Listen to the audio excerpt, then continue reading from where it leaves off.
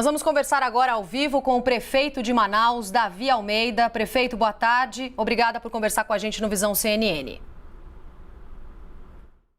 Prefeito, a gente conversou... Boa tarde, estou à disposição de vocês. Desculpa, teve um intervalinho. Obrigada pela participação aqui, por conversar com a gente. A gente conversou, inclusive, na última quarta-feira, ao vivo aqui na CNN. O senhor falava de uma situação relativamente controlada. A gente sabe que não dá mais tempo de olhar para trás, mas qual é a situação agora no sistema público de saúde da cidade? Esses cilindros que estão chegando, eles estão conseguindo ajudar uma parte da população? Qual é a parte? Narre esse cenário para a gente, por favor. Na segunda-feira, em uma entrevista nacional e internacional, eu alertei sobre a questão da falta de oxigênio. A demanda era muito grande para pouca oferta, somente uma empresa que fornece. Na verdade, isso é a nível nacional. Essa empresa detém um monopólio praticamente em todo o Brasil e nos faz refém somente de uma empresa. Prevendo isso, a prefeitura, quero que vocês entendam que a oportunidade que você me dá, todas as imagens que vocês estão passando, que o Brasil e o mundo está vendo, elas são atribuições e responsabilidade do governo do estado e também existe um hospital federal. A prefeitura, no caso, com relação à oferta de oxigênio, nós temos o nosso SAMU, nós temos a maternidade e nós temos também nossa Fundação dos Idosos, onde nós acolhemos os idosos. Nesses serviços nós estamos funcionando tranquilamente. Inclusive ontem nós utilizamos como eu já estava prevendo, eu fiz uma reserva para 12 dias de oxigênio para ser utilizados no SAMU. Ontem nós utilizamos em um dia uma reserva de 10 dias. Eu tive que emprestar, nós socorremos unidades do federal e estadual com os nossos cilindros que são utilizados no SAMU para poder ajudar e amenizar o sofrimento da população no dia de ontem. Hoje, a situação é muito grave ainda.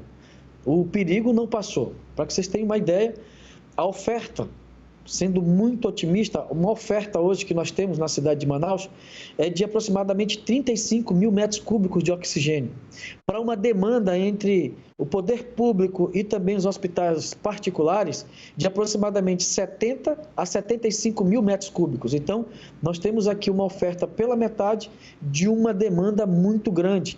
Chegaram alguns cilindros, vindos pela Força Aérea, que é aproximadamente de 5 a 6 mil metros cúbicos, cilindros de oxigênio líquido, que são transportados em aviões não pressurizados, que rendem muito mais, e nós vamos ter, inclusive eu vejo aí a imagem chegando aí do avião não pressurizado, é um Hércules da Força Aérea, que esse avião traz entre 5 e 6 mil metros cúbicos. O dia de hoje vai ser muito crítico, vai ser muito difícil, porém, hoje pela manhã, estive nas minhas bases do SAMU, já estive em unidades básicas de saúde, já estive na nossa maternidade. As ações da prefeitura estão sendo tocadas de forma tranquilas, Não posso dizer tranquila porque a demanda é muito grande, mas nós estamos atendendo a população. Porém, o dia de hoje vai ser um dia muito difícil. Exatamente, prefeito, até porque a responsabilidade é de todas as autoridades. A gente entende que os hospitais sejam administrados pelo Estado, o serviço também, mas a população está em Manaus e o senhor, como prefeito de Manaus, é claro que precisa olhar sobre isso também. Eu queria falar sobre os sepultamentos, porque a gente viu aí quase 200 sepultamentos num dia, 6 vezes mais do que números registrados antes da pandemia. Como vocês estão administrando essa situação e o que a cidade tem feito diante desse caos também envolvendo as funerárias?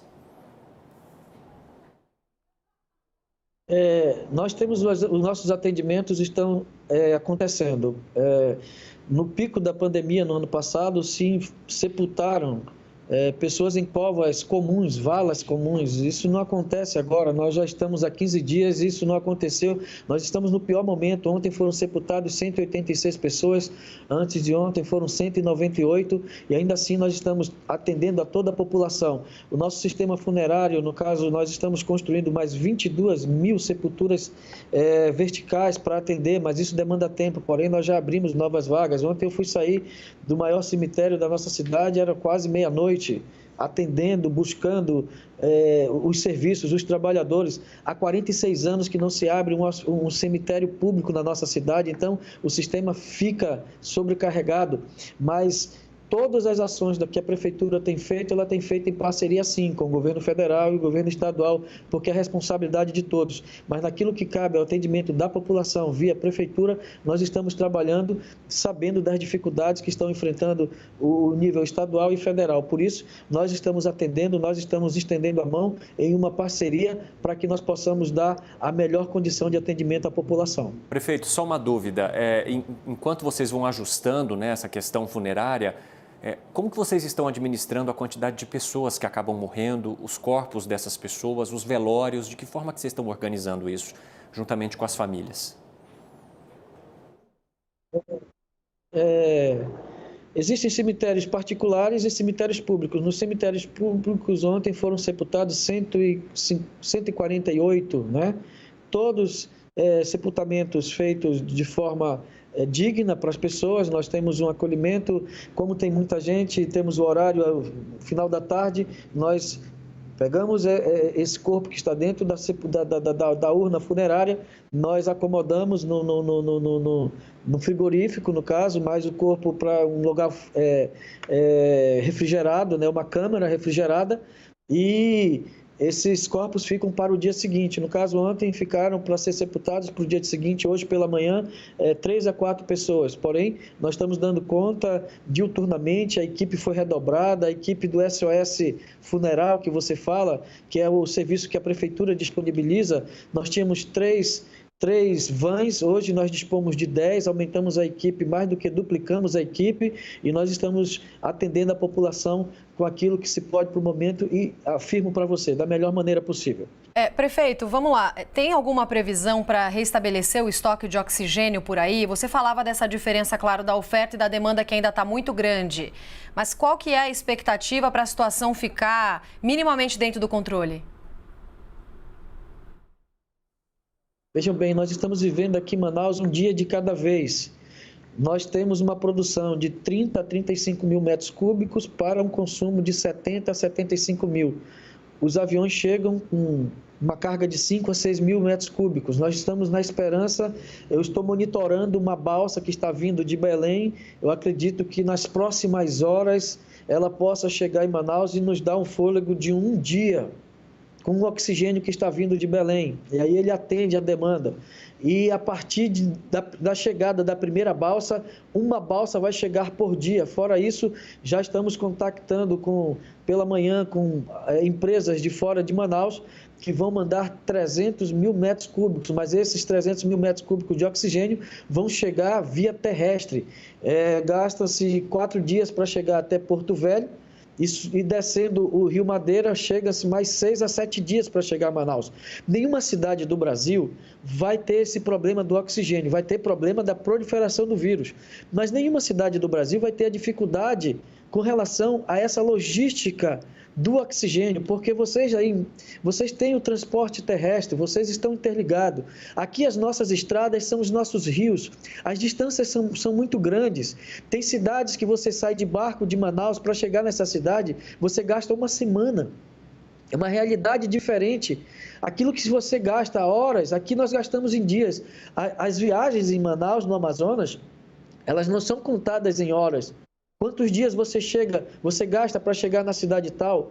Quantas semanas, por exemplo, uma carga para chegar de balsa numa comunidade para abastecer de alimentos?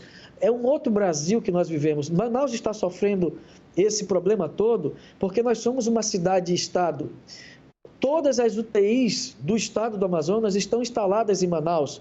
Manaus atende 62 municípios do interior. É uma dificuldade muito grande e, para isso, nós precisamos dessa atenção, né? E o sistema colapsou, o vírus se propagou, a população não se resguardou, muitos trabalharam para derrubar um decreto que era para ter sido editado, foi editado e sido cumprido no final do ano passado, e hoje nós sofremos as consequências dessa desobediência a nível local e nacional com relação ao distanciamento social.